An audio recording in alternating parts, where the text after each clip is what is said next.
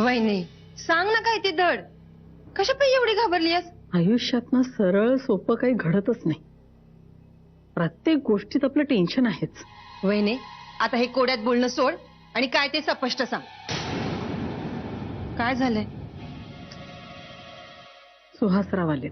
काय सुहासराव आले? चला बरं झालं. वहिनी तू बोललीस ना त्यांच्याशी?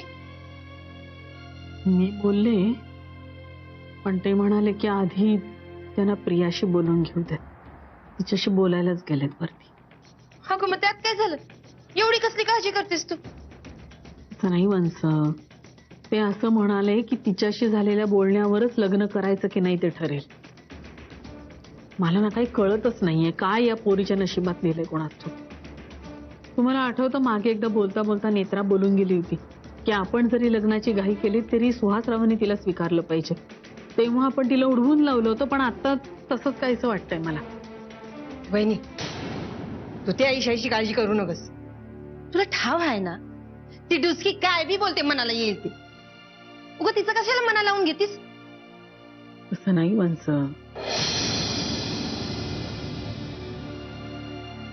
मनाला वाटत असलेली भीती मी बोलून दाखवली एवढंच.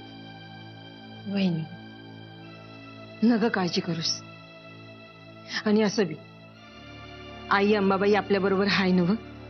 अगं तिचं लक्ष हाय आपल्यावर. ती करेल समजा व्यवस्थित. तू नको काळजी करूस.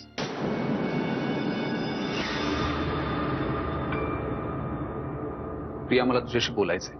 सुहास मी तुला किती वेळा सांगितलंय, फोन केल्याशिवाय मला भेटायला येत जाऊ नकोस. एक मिनिट, तू मला काय सांगितलंयस यापेक्षा मी तुझ्याशी इथे काय बोलायला आलोय हे जास्त महत्वाचं आहे. काय बोलायचंय तुला? तू काल दादा होळकरला भेटायला गेली होतीस?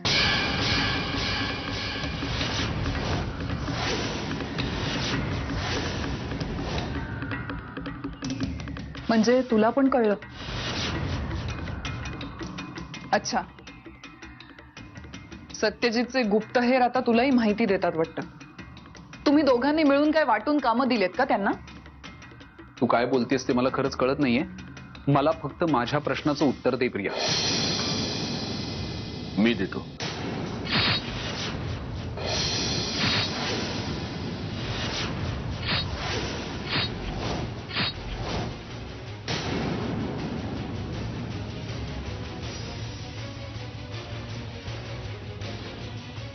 भाऊजी म्हणजे तुम्हाला सुद्धा माहित होतं तर हे? हो, प्रियाचं कालच बोलणं झालं माझ्याशी. काल तिला खूप अस्वस्थ वाटत होतं. ती देवळात गेली, तिथे थोडा वेळ बसली, पण तरीही तिचं मन थाऱ्यावर येईना. मग ती त्या पोलीस स्टेशनला गेली जिथे दादाला ठेवलंय. तिचं असं म्हणणं आहे की ज्या माणसानं तिला एवढा त्रास दिला त्याला आता नेमका किती आणि कसा त्रास होतोय हे तिला तिच्या डोळ्यांनी बघायचं होतं. मला माहिती सुहास, हे आता ऐकताना थोडंसं बालिशपणाचं वाटतं, पण आपण जर प्रियाच्या जागी जाऊन विचार केला तर तिचं असं वागणं स्वाभाविक आहे, नाही का? झालंय तुझं समाधान का अजूनही विश्वास बसत नाही? प्रिया, तू 2 मिनिटं बाहेर जाशील, मला सुहासशी बोलायचंय. सत्यजित प्लीज.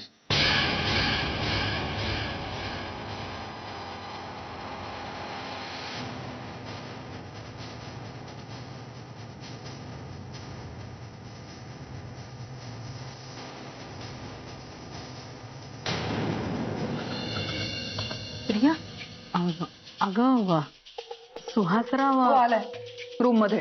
मग तू अशी बाहेर सत्यजितशी बोलतोय. सत्याशी?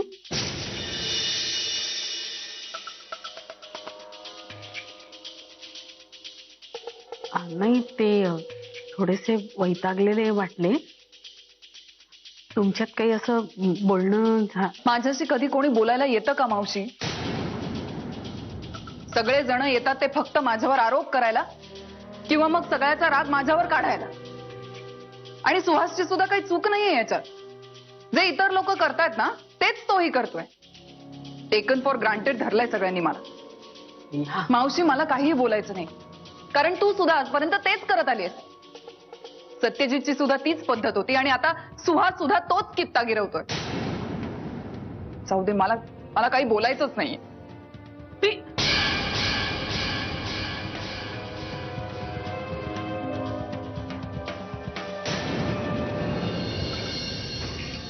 प्रियाची अवस्था सध्या खूप वल्नरेबल आहे रे सुहास.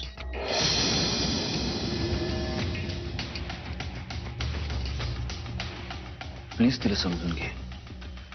आणि सगळ्यात महत्वाचं म्हणजे विहंगच्या किंवा इतर कुणाच्याही चष्म्यातून तू तुमच्या रिलेशनशिप कडे बघू नकोस. प्लीज.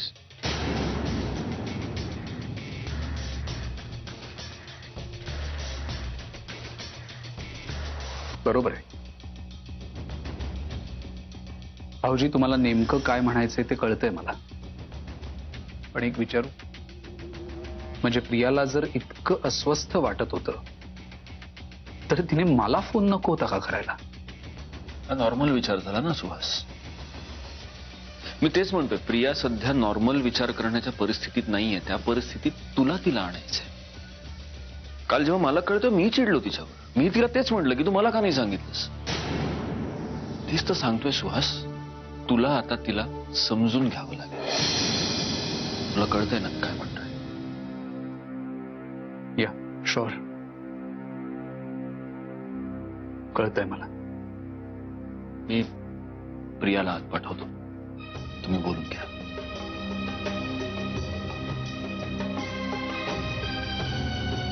आणि सुहास, आता लवकरात लवकर लग्नाची तारीख फिक्स करून टाका. आता आणखीन उशीर नको. शुभ कार्याला विलंब कशाला, नाही का? मी बोलतो प्रियाशी.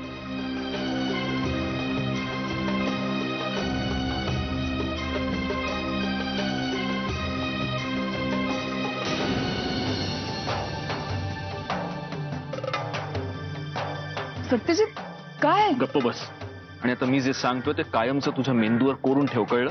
एक मिनिट, त्याआधी मला सांग, सुहासला मी पोलीस स्टेशन मध्ये गेले होते हे कसं कळलं? तूच सांगितलंस ना? तुला काय मी मूर्ख वाटतो? मग कसं कळणार? अगं हे बघ, त्याला कसं कळलं ते महत्वाचं नाहीये. महत्वाचं हे आहे की मी आता त्याच्याशी बोललोय, त्याची समजूत घातलीये आणि त्याला तुझी बाजू पटवून दिली. वाव, मग आता तुला थँक्यू म्हणू का पाया पडू? इथून पुढे वागताना स्वतःचं डोकं ताळ्यावर ठेवून वाग, एवढीच अपेक्षा आहे. सुखी होशील. माझं सुख कशात आहे हे मी तुला कालच सांगितलंय.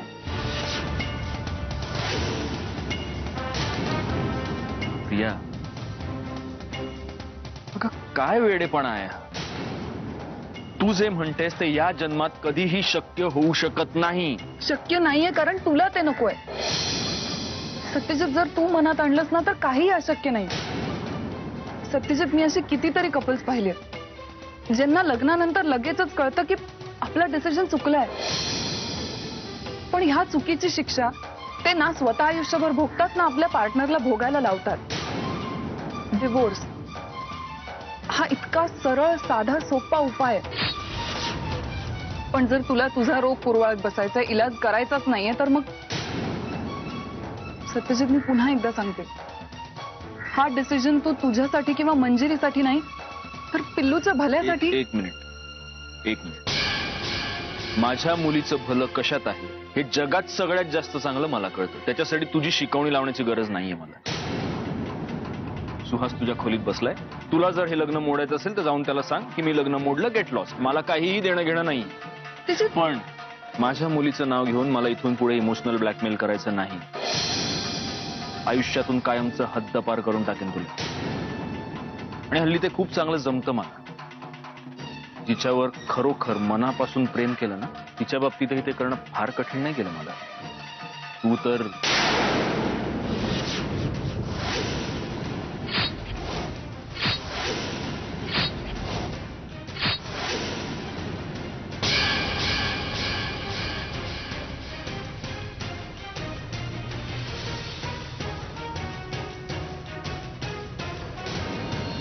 काय तारीख फिक्स झाली?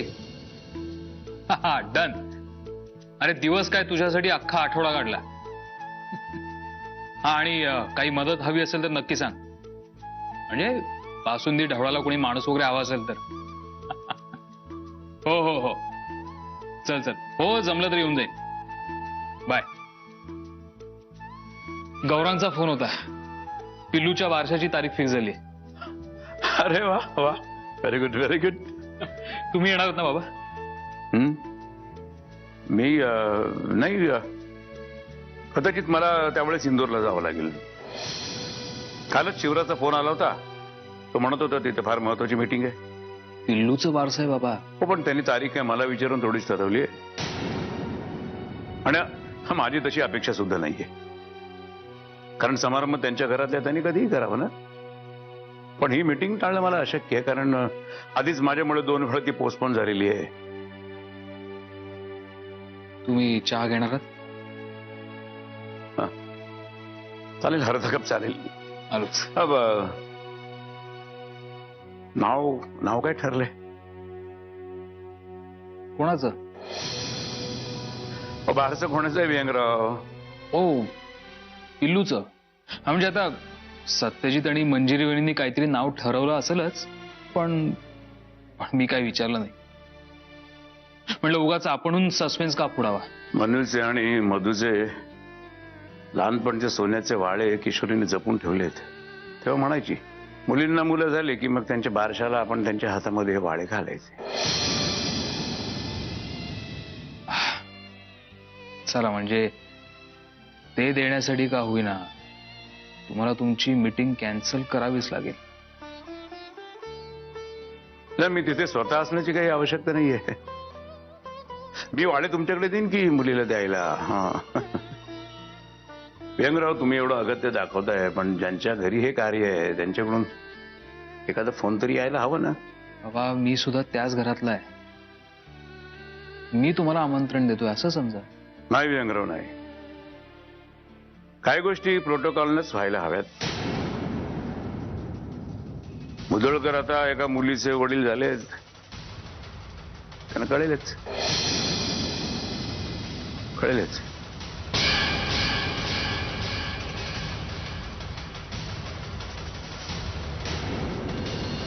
आई, तू अजूनही मला बारशाचा मेनू सांगितला नाहीस हा? तो चर्चा करूनच ठरवायचंय आपल्याला. अगं मी तयारी कधी करू? करशील रे? बरं ऐक, मला आहे ना माझ्या काही मित्रांना बोलवायचं. बोलो की सगळ्यांना बोलो. मंजुषाताई, अहो बसा ना तुम्ही. नाही, मी वाढायला करते ना मदत. मी वाढते, तुम्ही बसा प्लीज. बैस के वाढेल. बरं आई, आपला विषय अर्धवटच राहिला. मला एक सांग, बाळाचं नाव काय ठरलं आणि मेन म्हणजे ठेवणार कोण हे कुठे ठरलंय? नाही, खरं तर आत्या नाव ठेवते आणि चारुवंश म्हणतही होत्या की त्यांना नाव ठेवायची इच्छा आहे म्हणून. आई प्लीज, आत्याला नको ग. अगं सगळ्या देव्यांना घरात आणून ठेवेल. मी खरं सांगतोय. हे बघ, आत्या आणि नेत्रा ह्या कामातनं ह्या दोघी आउट. गौरांग, चेष्टा बुरी. हा, आई आता उगाच रागवायचं म्हणून रागवू नकोस हा. खरं तर आत्यानेच नाव ठेवायचं असतं, पण मला आणि दादाला सख्खी बहीण कुठे. हा, पण मधुरा आम्हाला राखी बांधायची. हो,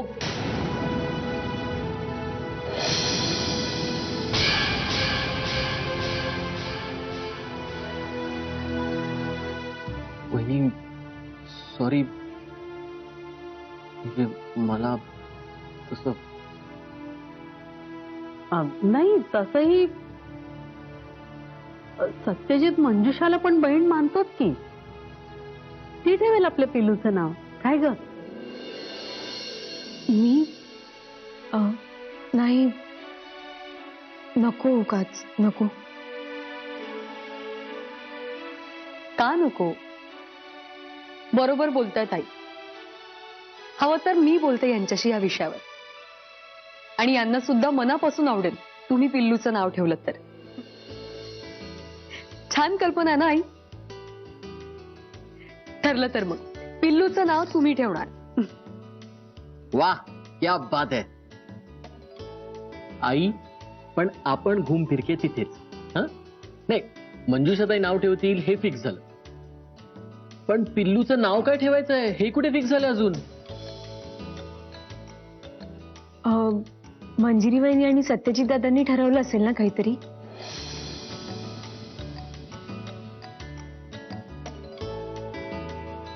हो मंजिरी, सत्यजित बोललाय का तुझ्याशी काय नावाबद्दल?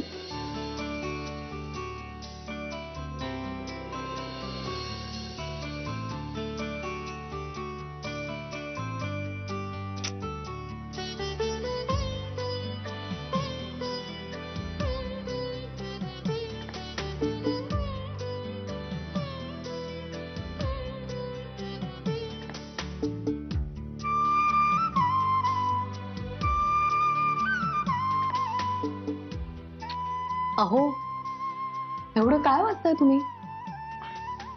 नाही काही नाही. औषध घेतलंस का?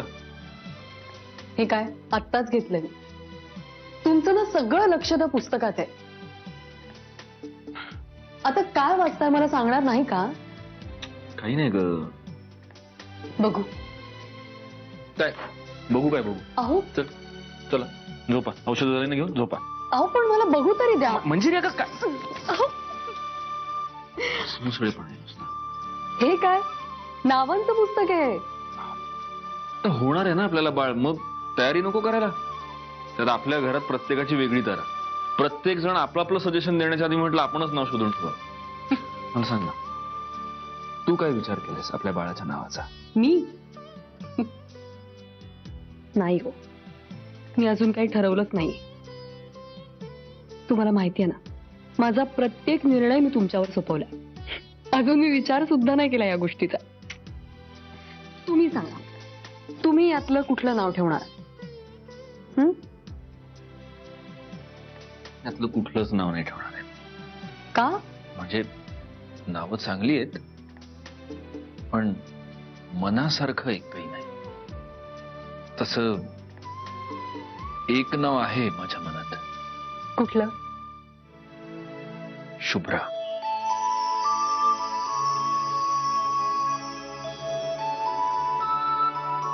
शुभ्रा? शुभ्रा. स्वच्छ, नितळ, निर्मळ, श्वेत. शुभ्रा.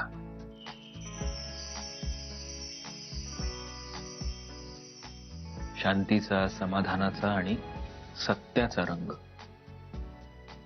जिच्यात कुठलीच खोट नाही अशी, जिच्यावर कुठलाही डाग नाही अशी. शुभ्रा, माझी शुभ्रा. नाव छान आहे, पण मुलगा झाला तर? तुला किती वेळा सांगायचं, आपल्याला मुलगा होणार नाही, मुलगीच होणार. शुभ्रा सत्यजित मुधोळकर.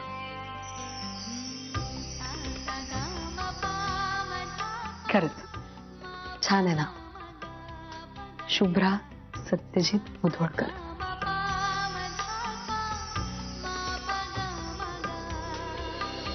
वहिनी, वहिनी. हं? अहो काय, कुठे हरवलात?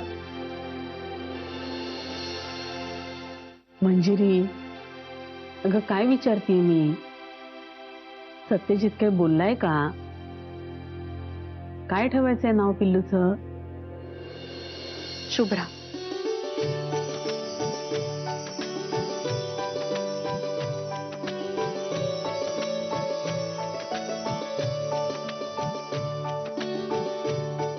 शुभ्रा. स्वच्छ, नितळ, शुभ्र अशी शुभ्रा, ज्याच्यावर कुठलाही डाग नाही. खरेपणाचा आणि समाधानाचा रंग म्हणजे शुभ्रा. शुभ्रा सत्यजित मुधोळकर.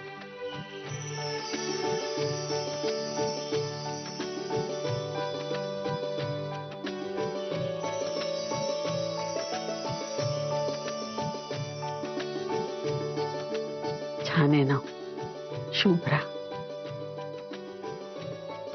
खरंच खूप छान आहे. आहा, क्या बात है. गौरांग काकाची शुभ्रा शुभ्रा सत्यजित मुदळकर हिट्टे